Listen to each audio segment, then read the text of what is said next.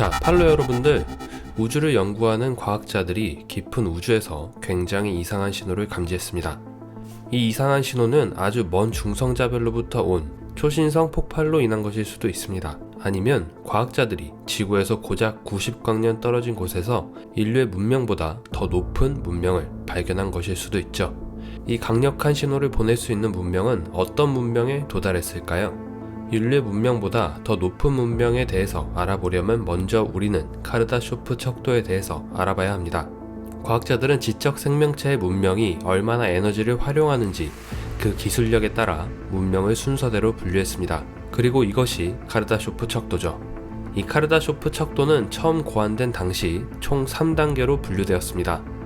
하지만 현재까지 우주에서 지적 생명체는 단 하나, 인류, 그리고 오직 지구라는 행성에만 존재하고 있죠. 이 카르다쇼프 척도에 의하면 인류는 현재까지 카르다쇼프 척도의 1단계에도 미치지 못하고 0.72단계에 머물러 있습니다. 현재 0.72단계에 머물러 있는 우리의 문명은 지구라는 행성의 모든 에너지를 이용하는 것이 아니라 극히 일부만을 이용하고 있습니다. 그리고 현재 인류의 문명은 매년 약 18조 와트의 전력을 소비하는 것과 같죠. 만약 우리가 1단계 문명으로 올라가고 싶다면 매 초마다 500배 이상의 전력을 소비해야 합니다. 이를 위해서는 사용할 수 있는 지구의 모든 에너지를 가지고 있는 물질을 활용해야 합니다. 이 말은 즉슨 지구의 모든 원자재와 지구에 도달하는 모든 태양빛도 포함한 지구에 존재하고 지구에 도달하는 모든 에너지를 활용해야 1단계 문명에 도달할 수 있다는 것이죠.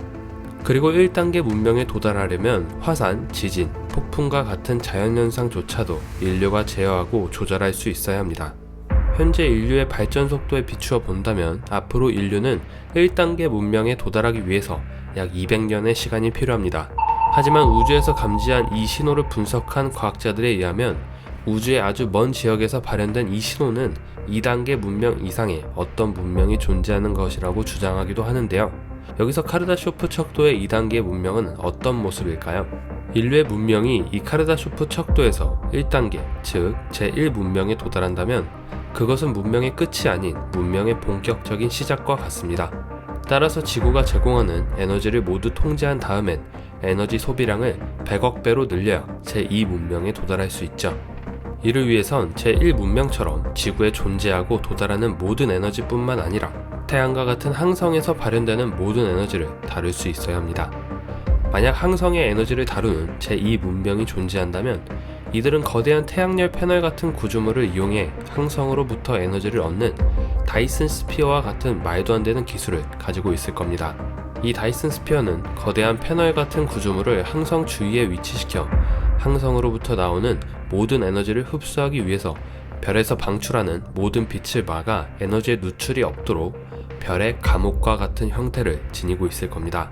하지만 이 기술은 인류의 기술력으론 이론상으로만 존재할 뿐 사실상 현재의 기술력으로는 불가능에 가깝죠. 따라서 이는 고도로 발전된 문명들만이 건설할 수 있는 구조물입니다. 먼저 다이슨 스피어는 구조적으로 태양에서 나오는 빛을 모두 가둬두기 위해서 항성보다 사이즈가 더 클 수밖에 없습니다. 이렇게 항성에서 나오는 빛을 가둔 구조물은 빛이 밖으로 새어나올 수 없기 때문에 만약 존재한다고 하더라도 눈에 보이는 가시광선이 관측되지 않아 육안으로 밤하늘에 떠오르는 별처럼 관측할 수가 없습니다. 따라서 이 정도로 발달된 문명은 자체적으로 그들이 존재하는 항성계를 외부에서 보이지 않게 만들어 버릴 수 있죠. 하지만 다행히도 우주에서 별을 관측하는 방법은 가시광선 관측을 통해서만 이루어지지 않습니다. 다이슨 스피어가 그 항성의 빛을 차단한다고 하더라도 그 별은 여전히 열을 방출하고 우리는 별이 방출하는 적외선을 통해서 별을 탐지할 수 있기 때문이죠. 1896년 과학자 니콜라 테슬라는 이런 생각을 했습니다.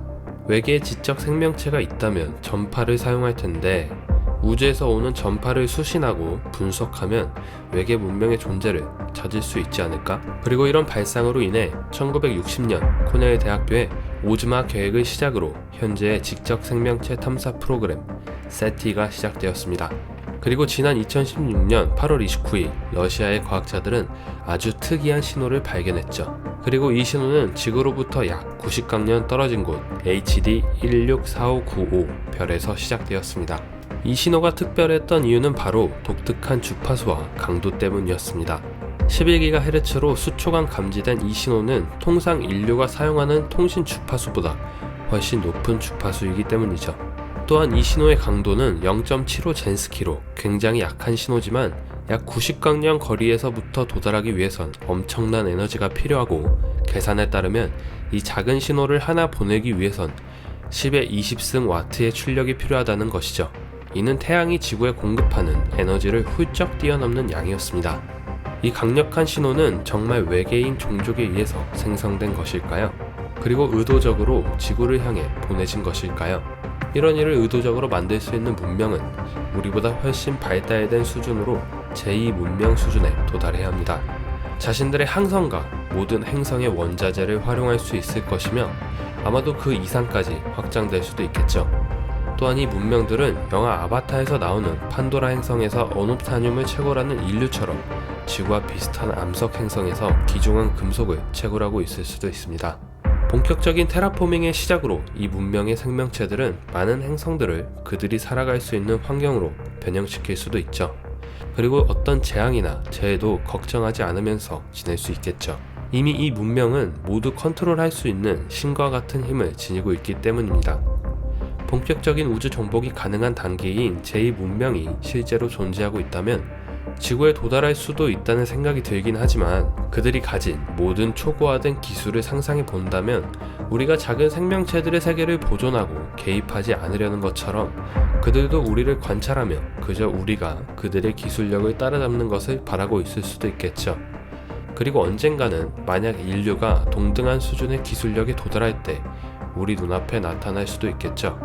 현재 제1 문명에 도달하지 않은 인류에게 인공지능이나 로봇이 잠재적으로 위협적인 존재로 다가오는 것처럼 어쩌면 이들은 우리보다 훨씬 발달된 수준이라서 완전한 생물학적 종이 아닌 사이보그와 같은 모습을 하고 있을 수도 있습니다.